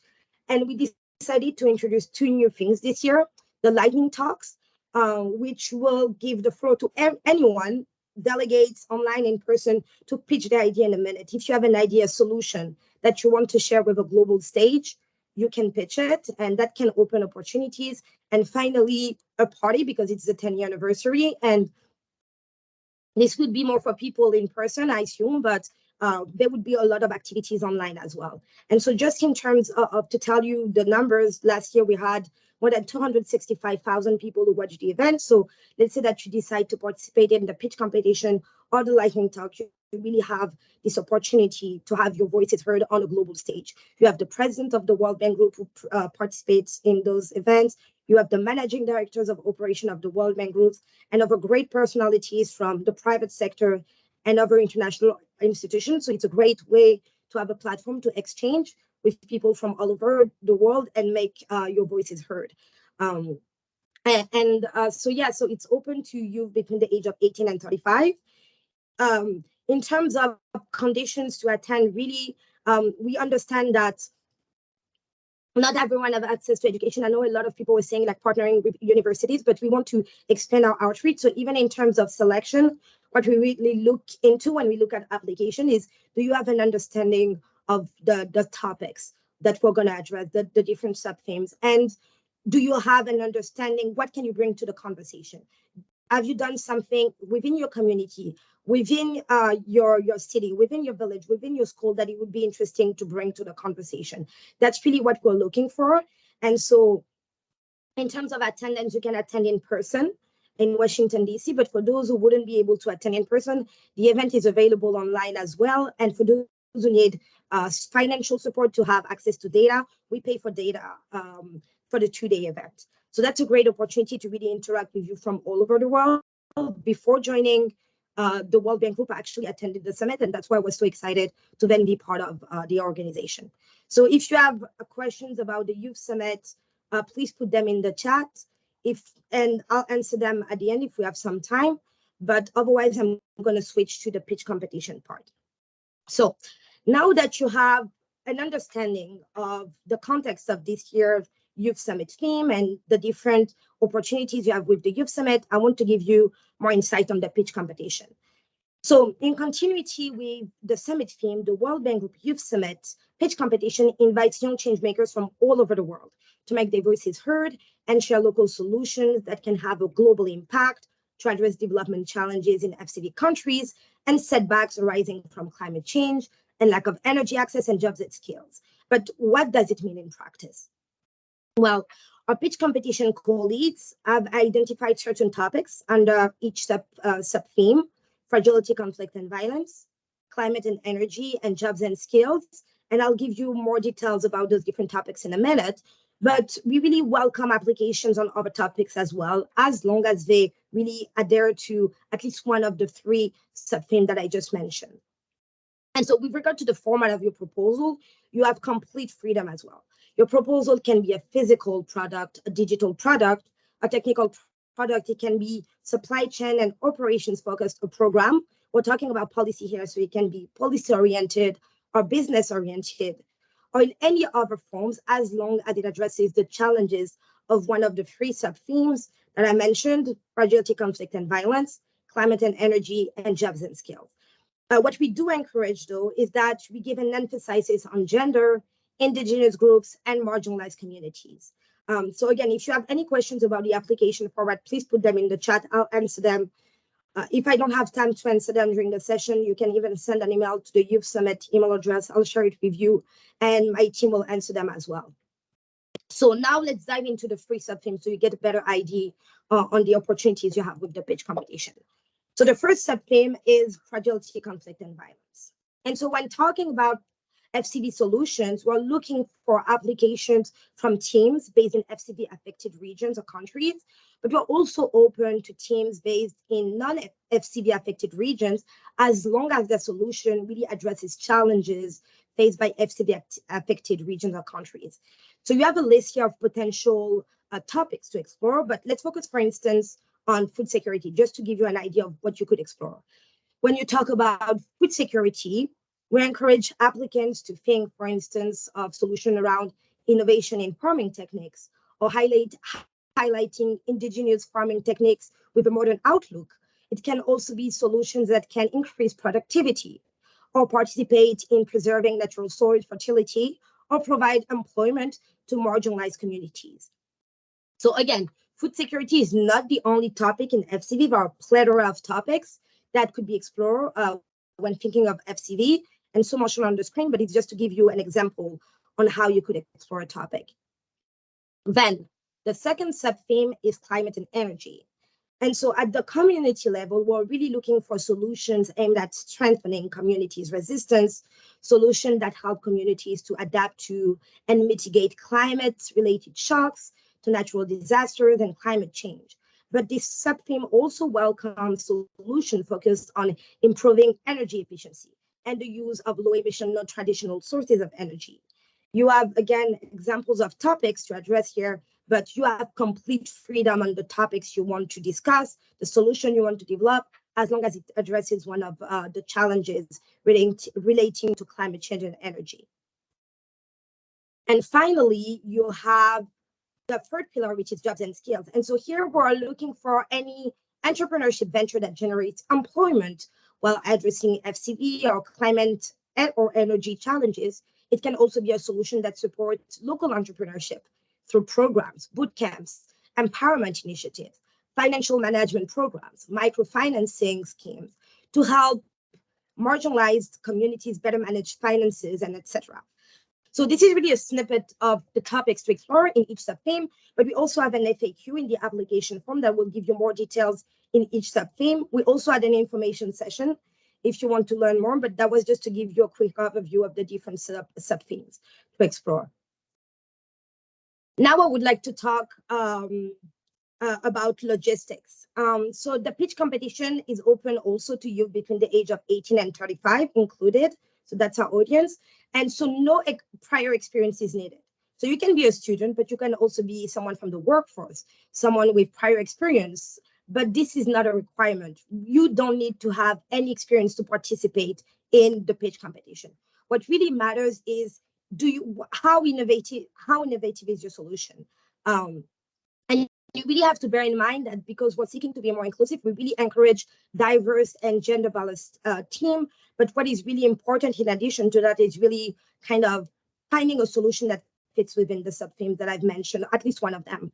And so you have the opportunity to apply as an individual, or you can apply as a team. And as a team, it can be a team of up to 5 people. And let's say that your team reaches the final stage, as you see here, you will have to appoint a team leader who will be invited to pitch their solution in Washington, D.C.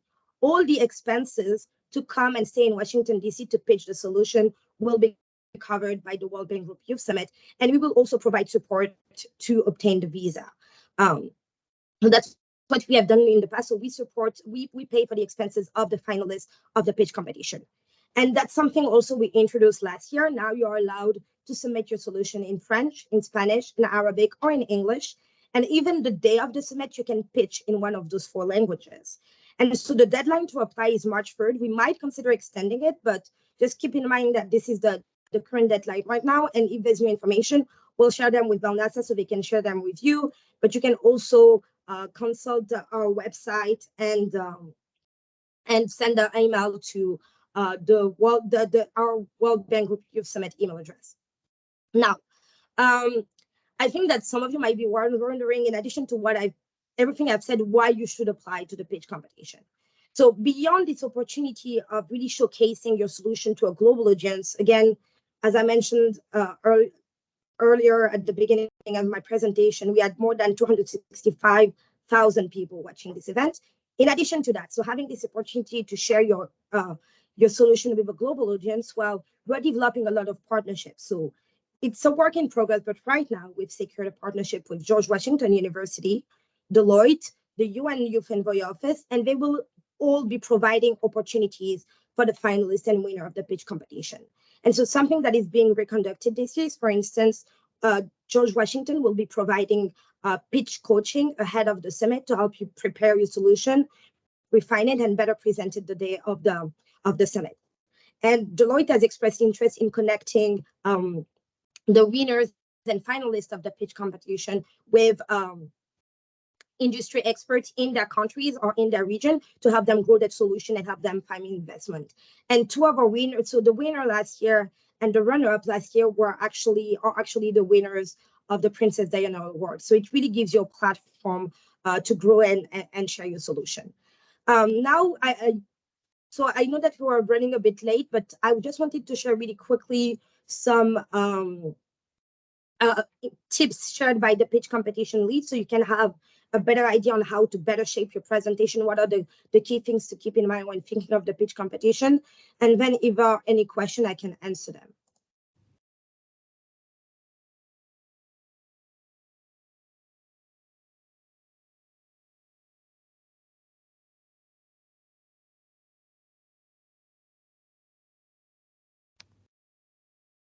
I don't think we're able to hear the video. Is it just me? Yeah. Okay, so yeah, I was wondering, I'd ask IT to check if it was possible, but so there's the subtitles. So I think that what we're gonna do is that I'm just gonna share the video.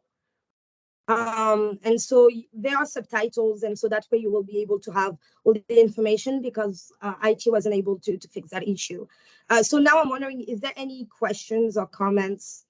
Otherwise, I think that's it. I don't know. I've covered everything about the pitch competition and the Youth Summit. Thanks so much for that, O'Neill. I think because we are running out of time, I'm going to implore anyone who has a comment or a question to please make use of the chat function. And then I think we'll be able to take it from there. Otherwise, I think someone from Belnasa can also share the websites for the Youth Summit to direct anyone who might have an interest in applying, and make sure that you use the weekend to get those applications right, because the closing date is at the end of the week next week. Thank you so much, O'Neill, I think not just for this presentation, but for the work that you are doing to ensure that young people's ideas are given the platform that they deserve, and are also given the support and the funding to actually move them forward. So thank you very much. We look forward to seeing you again just before the summit sometime later this year. Thank you for having me. Thank you. Awesome. I think it is 3 minutes to 6 o'clock, and I would really like to conclude our meeting at 6 o'clock like we had promised. So I'm not going to waste any more time, and I'm going to call up a member of the Belnasa Secretariat, Mr. Ephraim Mudise, as well as Ms. Ruth Konik, who is the operations manager at the World Bank here in Pretoria, just to give a few closing remarks and also make a few acknowledgements before we fully conclude. Ephraim and Ruth, welcome to the stage. You each have a minute to speak. So good luck and welcome. The floor is yours. Thank you, Dimpo, and thank you to my colleague O'Neill. We look forward to the active participation of those joined here today. I'll just quickly do some reflections. I mean, we opened hearing from our country director, Marie-Françoise Marinelli, who always advocates for youth in the room. As she said, the youth will make up about 40% of the growth of the continent in the future. And with this increasing composition, we want to hear your voice, because it's important to shape meaningful and evidence-based reforms for a productive and inclusive enabling environment. Let me just reaffirm our commitment as the World Bank of our goal to increase shared prosperity. Our World Bank Group program in our 5 countries has a very targeted approach to responding strategically to governance and policy reform.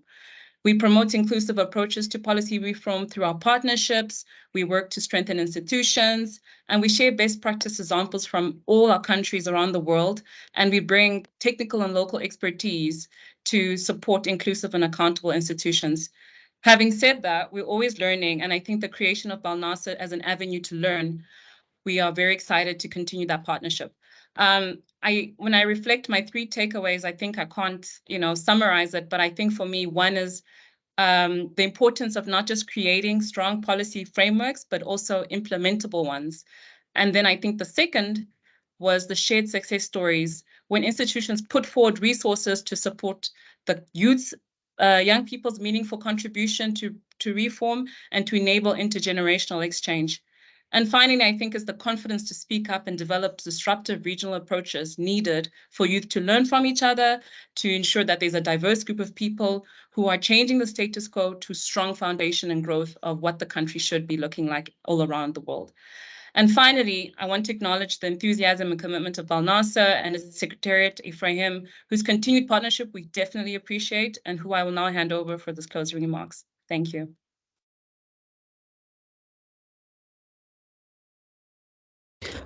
Hi, good afternoon, everyone. To start with, I would like to appreciate you, the attendees, for taking time to join us in this discussion, and I would also like to take the time to also really show our appreciation as the Belnasa to the panelists who have really given us a lot to work with. I mean, the amount of the insights that they have provided, we intend to take them and also try to use them to serve our purpose, which is to invite young people from all the member countries, to put them in a position where they will be able to contribute towards policies that affect their everyday lives. And to conclude, I would like to remind the attendees that we are currently in the process of recruiting task members to come and join us as the Belnasa to help us to really achieve this mandate. So we have the applications which are open to come and join us either as a task team member or as a forum member. And beyond that, again, we appreciate you guys. We look forward to engaging with you guys as we continue our quest and drive to make this thing a reality. We appreciate your time so much. God bless you. Thank you. Thank you, Ephraim. And I think it's so poetic to have one of the young people who are responsible for the success of this forum, who have been leading it from the beginning, actually be the one to close us off.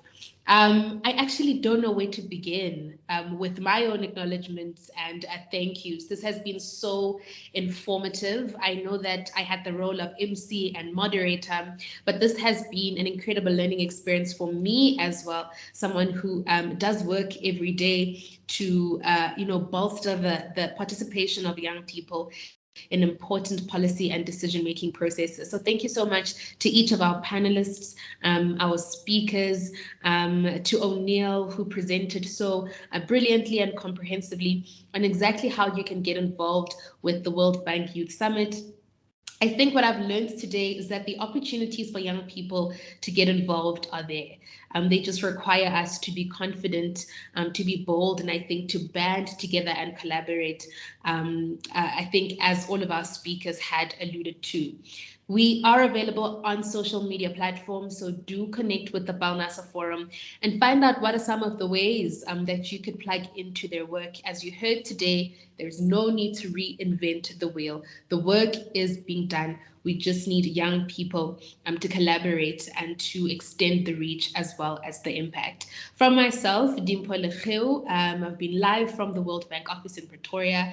The rest of the team, thank you so much for joining us. Have a lovely evening further. Isale kahle.